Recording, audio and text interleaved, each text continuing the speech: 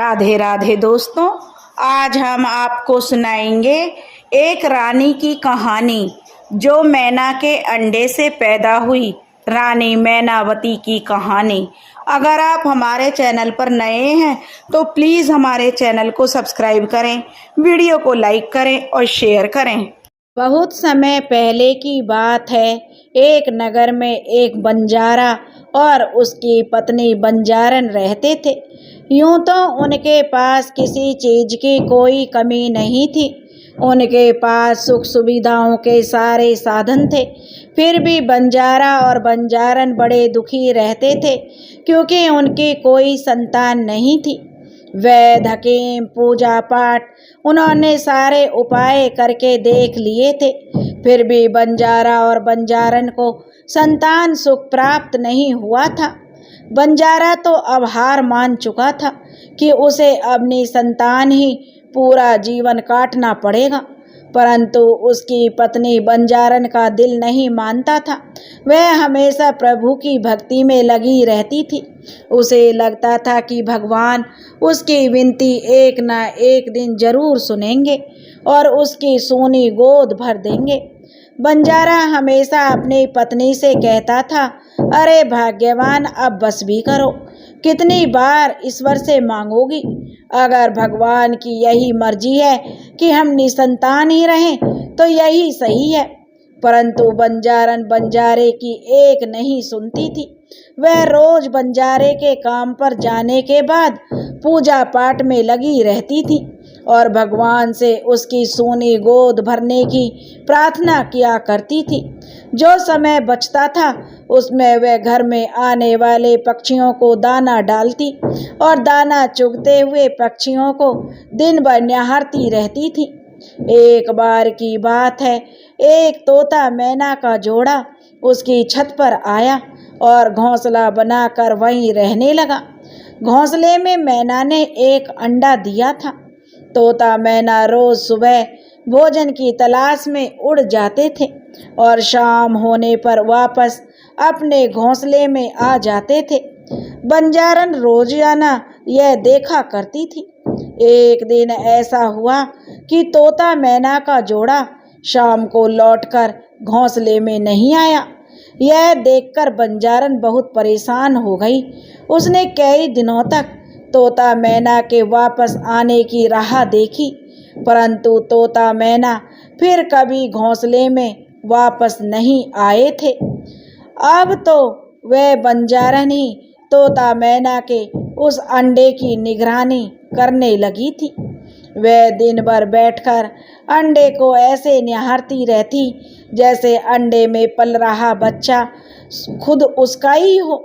मैना का वह अंडा बहुत तेजी से बढ़ रहा था। वह हर रोज दुगना हो जाता था। यह देखकर बंजारन को अब डर लगने लगा था। एक दिन बंजारन ने देखा कि मैना का जो अंडा है वह तरबूज जितना बड़ा हो गया था। यह देखकर बंजारन डर के कारण घर से भाग गई, बंजारे को बुलाने चली गई। जब बंजारा उसकी पत्नी अंडे के पास पहुँचे तो अंडा लुढ़ककर उन दोनों के पैरों के पास आ गया था। अब बंजारे ने डरते डरते जैसे ही उस अंडे को हाथ लगाया, वह अंडा फट गया और उसमें से एक छोटी सी प्यारी सी सुंदर सी लड़की निकली। बंजारे की पत्नी उस बच्ची को देखकर बहुत खुश हो गई और तुरंत ही उस बच्ची को बंजारे की पत्नी ने अपने सीने से लगा लिया। वह लड़की मैना की बेटी थी, इसलिए बंजारे और उसकी पत्नी ने उस बच्ची का नाम मैना रखा और अपनी बेटी उसे बनाकर उसका लालन पालन करने लगे। दोनों पति पत्नी ने मैना का लालन पालन बहुत ही अच्छे से किया था। अब मैना को देखकर दोनों बंजारन और बंजारे पति पत्नी फूले नहीं समाते थे। समय बड़ा उनका सुखपूर्वक बीत रहा था और अब धीरे धीरे समय बीता तो मैना बड़ी हो गई थी। मैना बड़ी होकर सर्वगुण संपन्न और बहुत सुंदर हो गई थी। वह इतनी सुंदर थी कि जो कोई उसे देखता बस देखता रह जाता था। एक बार की बात है, मैना अपनी सहेलियों के साथ मेला देखने गई थी। संयोग से उसी समय उस राज्य का राजा भी उस मेले में आया हुआ था। राजा की नज़र जैसे ही मैना पर पड़ी, वह उसकी सुंदरता पर मोहित हो गया और तुरंत ही राजा ने अपने सेनापति को आदेश दिया कि सेनापति जी, पता करो यह सुंदरी कौन है और इसके माता पिता कौन हैं। तब सेनापति ने फौरन उस लड़की मैना के बारे में सारी जानकारी जुटाकर राजा को बताई। अगले दिन ही राजा ने बंजारे को उसके पास उसकी बेटी मैना से विवाह करने का प्रस्ताव भेजा। बंजारा अपनी बेटी मैना का विवाह राजा से करने को तैयार हो गया। भला कौन नहीं चाहेगा कि उसकी बेटी रानी बने। अब बंजारे की खुशी का कोई ठिकाना नहीं था। वह दौड़कर अपनी पत्नी के पास गया और कहने लगा, अरे भाग्यवान, हमारी बेटी मैना के तो भाग खुल गए। राजा हमारी बेटी से विवाह करना चाहता है। यह सुनकर बंजारे की पत्नी बंजारन भी खुशी से झूमने लगी। दोनों पति पत्नी बहुत खुश थे और खुशी खुशी उन्होंने मैना का विवाह उस नगर के राजा से करा दिया। राजा की पहले से एक रानी थी और अब मैना राजा की दूसरी रानी बनकर महल में आ गई थी। महल में आते ही रानी मैना का खूब जोर शोर से स्वागत किया गया। पूरे महल में मैना की सुंदरता की चर्चा होने लगी थी। महल में हर तरफ यही चर्चा थी कि छोटी रानी मैना तो बड़ी रानी से बहुत सुंदर है। यह सब सुनकर बड़ी रानी मैना से जल भुन गई थी। अब तो राजा हमेशा मैना के आगे पीछे ही घूमता रहता था। कोई भी काम हो, अब राजा हमेशा मैना से ही सलाह लिया करता था। यह सब देखकर राजा की बड़ी रानी छोटी रानी मैना से और भी ईर्ष्या करने लगी थी। अब वह मैना को महल से हमेशा के लिए भगा देना चाहती थी।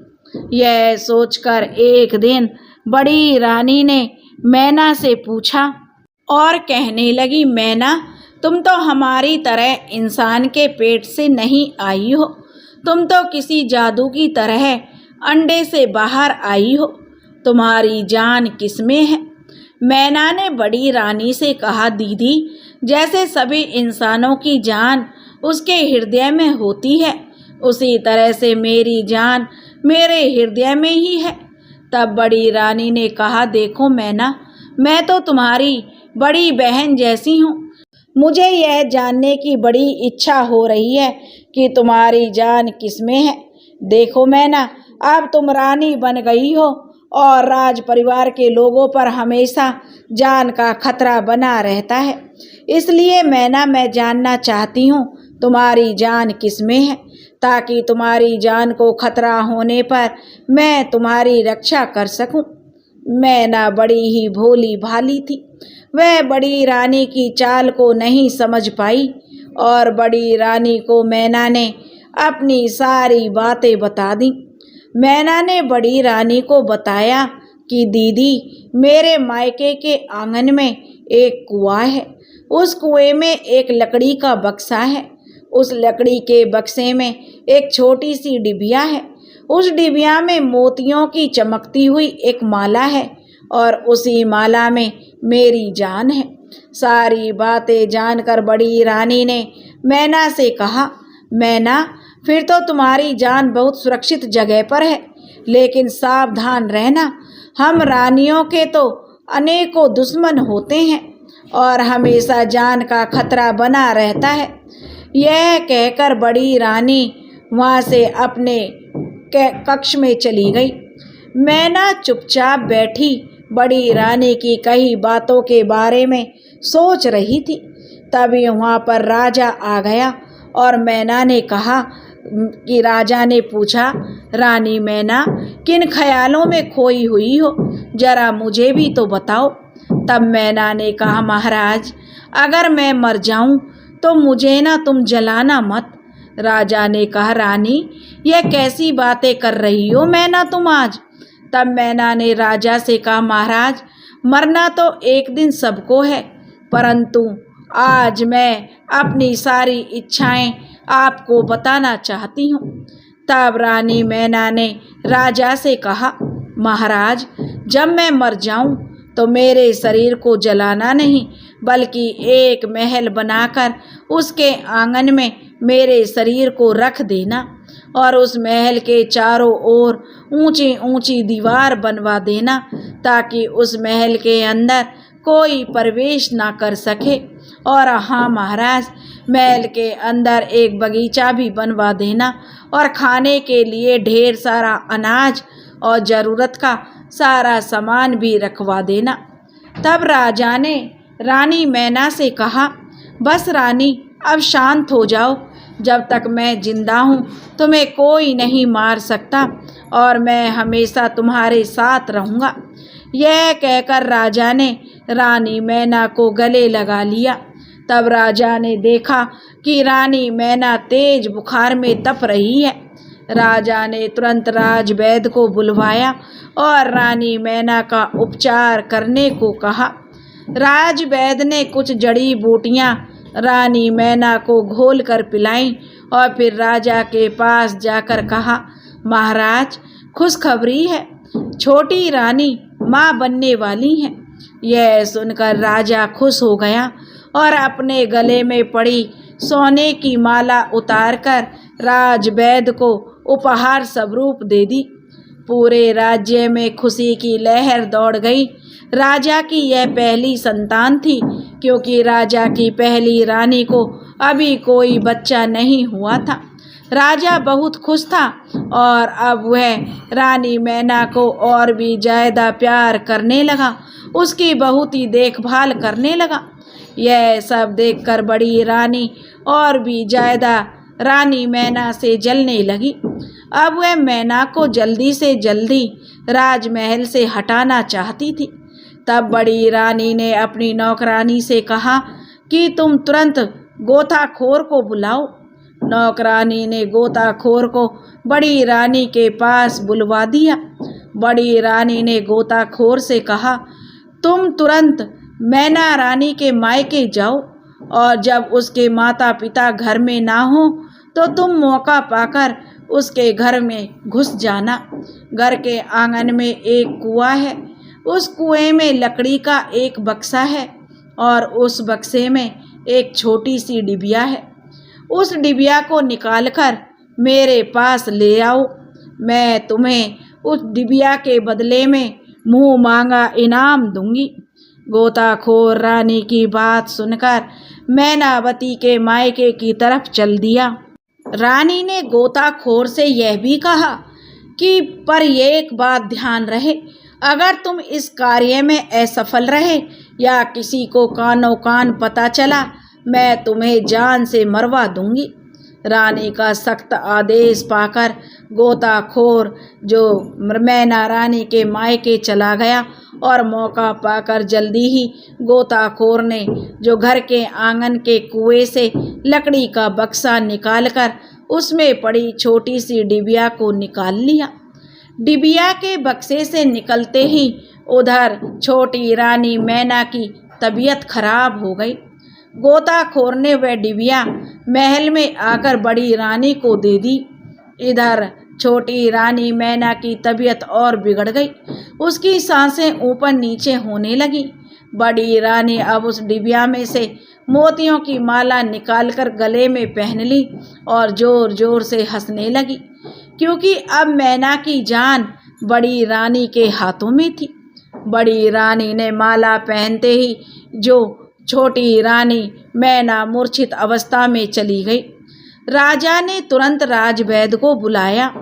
राजवैद्य ने मैना को देखकर कहा, महाराज अब हमारी रानी इस दुनिया में नहीं रही, छोटी रानी मैना की मृत्यु हो चुकी है।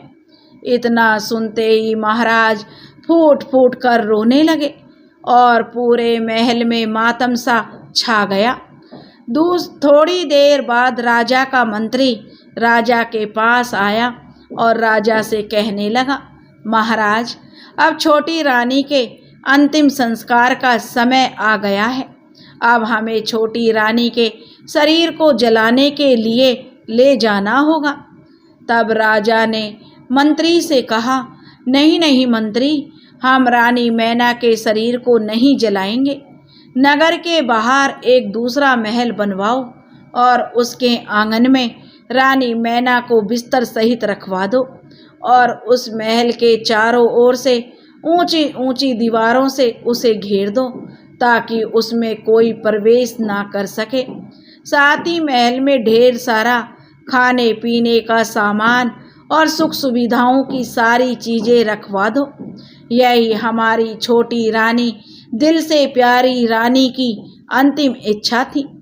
अब मंत्री राजा की बातें सुनकर बड़ा हैरान था, परंतु राजा के आदेश का उसे पालन करना पड़ा। अब नगर के बाहर मैना रानी का बड़ा सा महल बनवाया गया और उसे ऊंची ऊंची दीवारों से घेर दिया गया। अब उस महल के आंगन में मैना को बिस्तर सहित लिटा दिया गया। साथ ही ढेर सारा खाने पीने का सामान और सुख सुविधा की चीज़ों को महल में रखवा दिया गया। रानी मैना की मृत्यु पर बड़ी रानी बहुत खुश हो गई और राजा रानी मैना की मृत्यु से बहुत दुखी था। उसका अब किसी काम में मन नहीं लग रहा था। वह हमेशा छोटी रानी की यादों में खोया रहता। एक दिन राजा ने सोचा कि मैना ने आखिर अपने शरीर का अंतिम संस्कार करने से क्यों मना करवा दिया था। क्या वह फिर से जीवित होकर लौट आएगी? परंतु राजा ने अपने दिल को समझा लिया कि मरे हुए लोग कभी वापस नहीं आते हैं।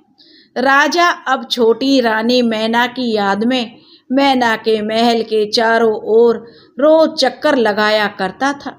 एक दिन राजा ने उस महल के अंदर से एक बच्चे के रोने की आवाज़ सुनी।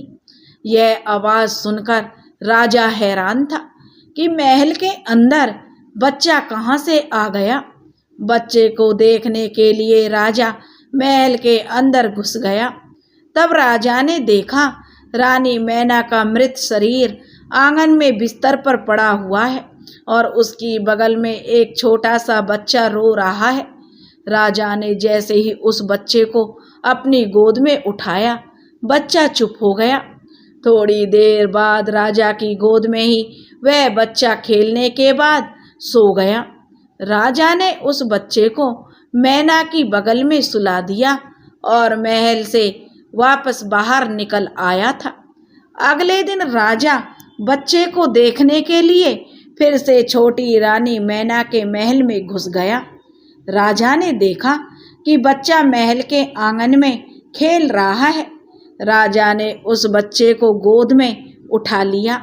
वह बच्चा राजा की गोद में थोड़ी देर खेलने के बाद उन्हीं की गोद में सो गया। राजा फिर उस बच्चे को मैना की बगल में सुलाकर महल से बाहर निकल गया। ऐसे ही राजा अब रोज उस बच्चे से मिलने के लिए रानी मैना के महल में जाने लगा। वह ढेर सारे खिलौने और खाने पीने का सामान बच्चे के लिए भी ले जाने लगा। थोड़ी देर बच्चे के साथ खेलने के बाद राजा उस बच्चे को मैना की बगल में सुलाकर महल से वापस आ जाता था। अब धीरे धीरे समय इसी तरह से बीतता गया और अब वह बच्चा बोलने लगा था। अब वह बड़ा हो गया था और सारी बातों को भी समझने लगा था। एक दिन राजा ने उस बच्चे से पूछा, बेटा तुम्हारी माँ कहाँ है? तब उस बच्चे ने मैना की ओर इशारा करते हुए कहा कि मेरी माँ यह है। यह सुनकर राजा बहुत हैरान हो गया। वह समझ चुका था यह बच्चा रानी मैना का ही बेटा है। अब राजा ने उस बच्चे से पूछा, बेटा तुम्हें खाना कौन खिलाता है? तब उस बच्चे ने राजा से कहा कि मेरी माँ। राजा ने आश्चर्यचकित होकर मैना की ओर देखा। मैना तो बिल्कुल निष्प्राण लेटी हुई है, फिर वह बच्चे को कैसे पाल सकती है। राजा ने फिर से बच्चे से पूछा, बेटा तुम्हारी माँ कब जागती है? तब बच्चे ने कहा, मेरी माँ रोज रात को जागती है और मुझे ढेर सारा प्यार करती है और खाना खिलाती है, और सुबह होते ही मेरी माँ फिर से सो जाती है। राजा ने फिर बच्चे से कहा, बेटा आज रात में जब तुम्हारी माँ जागेगी तब तुम उससे एक प्रश्न पूछना कि माँ तुम दिन भर सोती हो और रात में ही क्यों जागती हो। बच्चे ने राजा से कहा, ठीक है, आज रात में जब मेरी माँ जागेगी तो मैं उससे यह प्रश्न जरूर पूछूंगा कि वह रात में क्यों जागती है और फिर दिन में क्यों सो जाती है। यह कहकर बच्चा खेलते खेलते राजा की गोद में सो गया। राजा उस बच्चे को फिर से मैना की बगल में सुलाकर महल से बाहर निकल गया। मैना जब रात में जगी और अपने बच्चे को खाना खिलाने लगी तब बच्चा अपनी माँ मैना से बोला, माँ मेरा पेट भरा हुआ है, मुझे बिल्कुल भी अब भूख नहीं लग रही है। तब मैना ने अपने बच्चे से पूछा, बेटा आजकल तुम ठीक से खाना नहीं खा रहे हो। बच्चे ने कहा, माँ मैं खाना खा चुका हूँ। अब मैना हैरान होकर बेटे से पूछती है, बेटा तुम्हें किसने खाना खिलाया? तब वह बच्चा मैना से कहता है, माँ रोज दिन में राजा आते हैं, देखो ये सारे खिलौने राजा ही लाए हैं। वे मेरे साथ खूब खेलते हैं और मुझे गोद में लेकर ढेर सारा प्यार भी करते हैं। फिर मैं उन्हीं की गोद में सो जाता हूँ और फिर राजा जो मुझे सुलाकर वापस चले जाते हैं। वह बच्चा मैना से कहता है, माँ राजा ने एक बात पूछने के लिए बोला था। उन्होंने कहा था मैं अपनी माँ से पूछूं कि तुम्हारी माँ रोज दिन में सोती है और रात में क्यों जागती है। मैना समझ गई कि राजा अब सारा राज जानना चाहते हैं। उसने सोचा राजा को सच्चाई बताने का यही सही समय है। तब मैना ने अपने बच्चे से कहा, बेटा अब की बार दिन में जब राजा आए तब उनसे कहना, बड़ी रानी के गले में जो चमकती हुई मोतियों की माला है उसी में मेरी माँ मैना के प्राण बसते हैं। बड़ी रानी दिन भर उस माला को अपने गले में पहने रहती है, जिससे मेरा शरीर निष्प्राण हो जाता है, और रोज रात में सोते समय महारानी वह माला उतार कर रख देती है, तब मैं जाग जाती हूँ। बच्चा कहने लगा, ठीक है माँ, मैं राजा से अब की बार यह सारी सच्चाई बता दूंगा। अब की बार राजा आएंगे तो सारी बात जान जाएंगे। अगले दिन जब राजा उस बच्चे से मिलने आता है तब वह बच्चा अपनी माँ की सारी सच्चाई राजा को बता देता है। राजा सब समझ गया कि बड़ी रानी मैना से कितनी ईर्ष्या करती थी, इसलिए वह मैना को मार डालना चाहती थी, और आज मैना की यह दशा केवल बड़ी रानी के कारण है। राजा ने अब सोच लिया था वह बड़ी रानी को उसके इस अपराध की सजा जरूर देगा, परंतु इससे पहले बड़ी रानी से वह माला लेना जरूरी था। अब राजा बड़ी रानी से माला लेने की एक योजना बनाई। एक दिन राजा बड़ी रानी के पास जाकर कहता है, महारानी आपने इतनी भारी मोतियों की माला अपने गले में क्यों पहनी हुई है, इसे उतार दीजिए। तब बड़ी रानी राजा से झूठ मूठ का बहाना बनाते हुए कहती है, नहीं नहीं महाराज, यह मेरी माँ की आखिरी निशानी है, इसलिए मैं इसे अपने गले से कभी नहीं उतार सकती। अब राजा समझ चुका था कि बड़ी रानी ने माला जो इससे वापस लेनी आसान नहीं है। फिर राजा ने बड़ी रानी से माला निकलवाने की दूसरी योजना बनाई, और अगले ही दिन राजा फिर से बड़ी रानी के पास पहुंचा और बड़ी रानी से कहता है, हे रानी, मेरे प्रिय मित्र का एक छोटा सा बच्चा है, परंतु उस छोटे से बच्चे की माँ अब इस दुनिया में नहीं है और मेरे मित्र को उस छोटे से बच्चे को पालने में बड़ी दिक्कत हो रही है। इसलिए मैं उसकी मदद करना चाहता हूँ। अगर आपकी आज्ञा हो तो क्या मैं उस छोटे से बच्चे को यहाँ ला सकता हूँ और क्या आप कुछ दिनों तक उस छोटे से बच्चे का लालन पालन कर सकती हैं? तब बड़ी रानी राजा से कहती है, हाँ हाँ महाराज, क्यों नहीं, आप जरूर उस बच्चे को मेरे पास ले आइए। हमारी भी तो कोई संतान नहीं है। कुछ दिनों तक उस बच्चे का मैं ध्यान रखूंगी तो मुझे बहुत अच्छा लगेगा। अगले ही दिन राजा सब बातें जो मैना के बच्चे से जब मिलने जाता है तो उसे सारी योजना समझा देता है। जैसे ही बड़ी रानी बेटा तुम्हें गोद में उठाएगी, तुम बड़ी रानी के गले में पड़ी मोतियों की माला को पकड़कर जोर जोर से रोने लगता और कहना, थोड़ी देर मुझे इस माला के साथ खेलना है, और जोर जोर से तब तक रोते रहना जब तक कि रानी अपने गले से वह मोतियों की माला उतार कर तुम्हें ना दे दे। बच्चे ने अपने सर को हाँ में हिलाते हुए कहा, हाँ हाँ महाराज, मैं सब समझ चुका हूँ। जब राजा उस बच्चे को अपने साथ महल में लेकर जाता है तो महल के सभी लोग उसे खूब प्यार करने लगते हैं। थोड़ी देर बाद राजा बड़ी रानी के पास जाता है और बच्चे को उठाकर बड़ी रानी के गोद में देता है। बच्चा जैसे ही बड़ी रानी की गोद में जाता है वह तुरंत उसके गले में पड़ी मोतियों की माला को पकड़कर जोर जोर से रोने लगता है और कहता है कि मुझे इस मोतियों की माला से खेलना है, मैं इसके साथ खेलूंगा। तब बड़ी रानी कहती है, नहीं नहीं बच्चे, यह खेलने की चीज नहीं है, मैं तुम्हें दूसरे खिलौने लाकर दे दूंगी। बड़ी रानी नौकरों से कहकर उस बच्चे के लिए दूसरे ढेर सारे खिलौने मंगवाती है, परंतु वह बच्चा उसी माला की जिद पकड़े रहता है।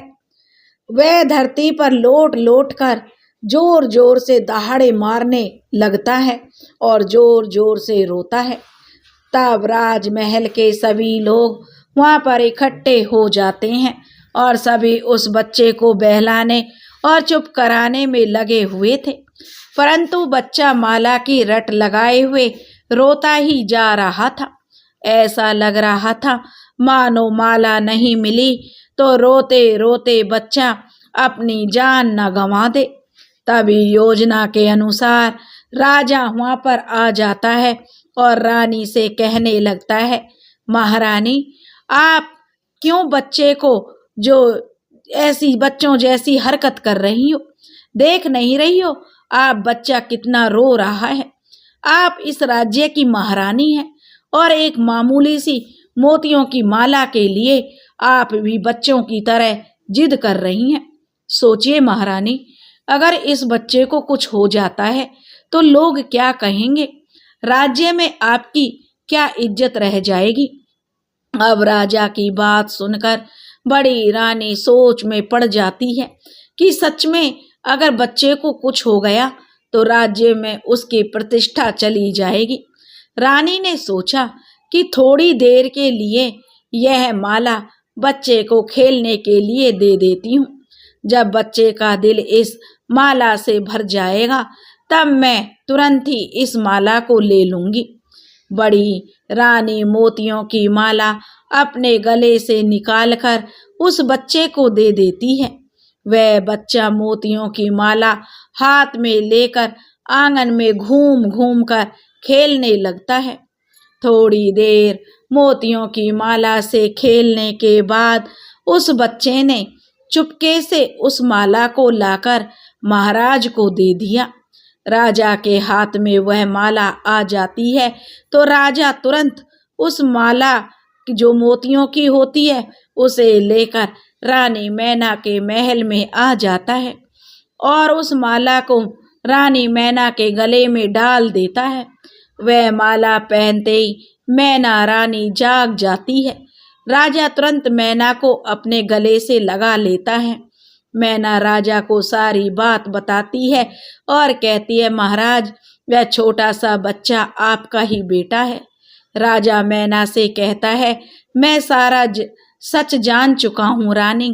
बड़ी रानी ने तुम्हारे साथ बहुत गलत किया है और उसको उसके किए की सजा जरूर मिलेगी। तुम अभी कुछ दिनों तक इसी महल में रहो। समय आने पर मैं तुम्हें राजमहल वापस ले जाऊंगा। राजा वह बच्चा भी महल से लाकर रानी मैना को दे देता है और अपने राजमहल वापस लौट जाता है। बड़ी रानी जब राजा को राजमहल आते देखती है तो राजा से कहती है, महाराज, आपने उस छोटे से बच्चे को देखा है जो मेरी मोतियों की माला लेकर खेल रहा था? अभी तो यहीं खेल रहा था, न जाने अब कहाँ चला गया है। परंतु इतनी देर से आप कहाँ गए थे? मैंने सोचा वह बच्चा भी महाराज आपके साथ ही होगा। अब वह बच्चा भी आपके साथ भी नहीं है तो न जाने वह कहाँ चला गया है। राजा रानी से कहता है कि रानी, हमारे ऊपर दुश्मनों का हमला होने वाला है और आपकी जान को खतरा है। यह सुनकर रानी डर जाती है और राजा से कहती है, महाराज, मुझे बचा लीजिए, मुझे दुश्मनों से मेरी रक्षा कीजिए महाराज। राजा कहता है, महारानी, मैंने आपको छुपाकर रखने के लिए एक तहखाना तैयार करवाया है और उसमें आपकी सुख सुविधा की सारी चीजें रखवा दी हैं। आप कुछ दिनों तक उसी तहखाने में छुप कर रहिए। बड़ी रानी कहती है, हाँ हाँ महाराज, आप सही कह रहे हैं। आप जब तक कहेंगे मैं उसी तहखाने में रहूंगी। राजा बड़ी रानी को तहखाने में ले जाकर बंद कर देता है और बड़ी रानी को सारी सच्चाई बता देता है और कहता है, तुमने रानी मैना के साथ जो किया तुम्हें उसकी सजा मिली है। अब जब तक तुम जीवित रहोगी इसी तहखाने में रहोगी। बड़ी रानी खूब रोने लगती है और राजा से क्षमा मांगने लगती है और कहती है अब वह फिर कभी ऐसा काम नहीं करेगी। परंतु राजा उसकी एक नहीं सुनता और वहाँ से चला जाता है। अब फिर राजा जो है छोटी रानी मैनावती के महल में जाता है और रानी मैना और अपने बेटे को रथ पर बिठाकर गाजे बाजे के साथ राजमहल वापस आता है। राजमहल में रानी मैना और उसके बच्चे का खूब स्वागत किया गया। अब राजा रानी मैना को जो महारानी की उपाधि प्रदान करता है। अब राजा और रानी मैना खुशी खुशी अपने बच्चे के साथ राजमहल में रहने लगे थे और बड़ी रानी को उसके किए की सजा मिल गई थी। दोस्तों, अगर आपको यह कहानी पसंद आई हो तो प्लीज़ हमारे चैनल को सब्सक्राइब करें, वीडियो को लाइक करें और शेयर करें। राधे राधे।